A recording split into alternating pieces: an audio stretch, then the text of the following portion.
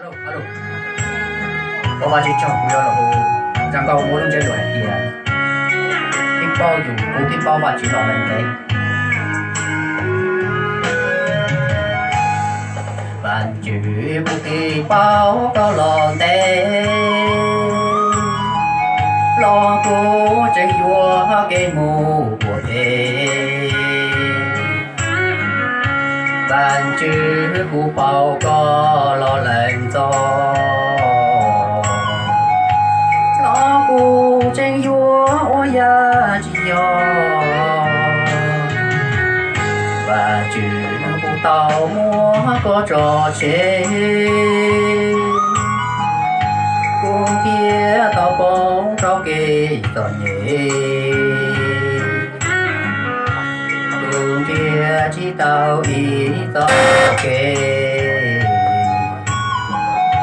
Đó là nhau cô lại gì chê.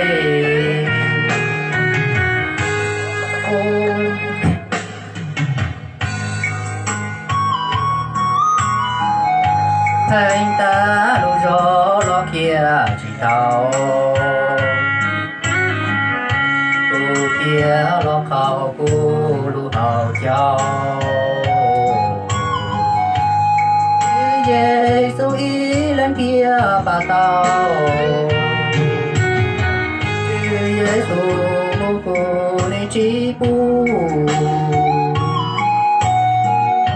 Cô gió sẽ tô chứ Giê-xu nữ.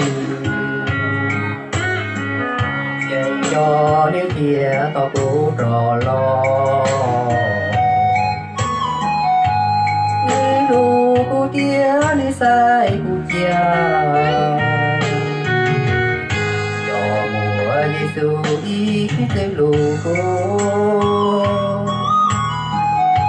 Cô kia đi tao hao kê chồng tu. Và chúc đi ua lô tên chi. Cô kia tao lo nhỏ cha đồ đi.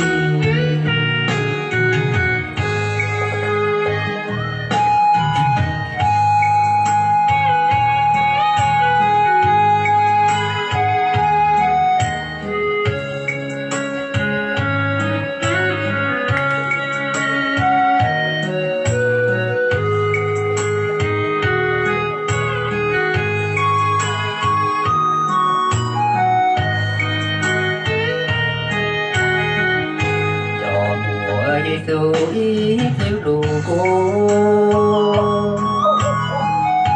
Cô kia đi tao hao kê chọn tu. Ua ba chú phê ua hao đôi tên chi.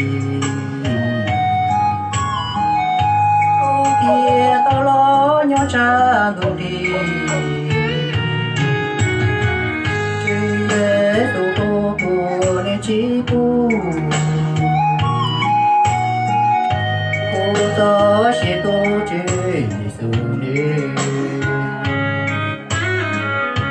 Dành cho nên kia tao cố trò lo.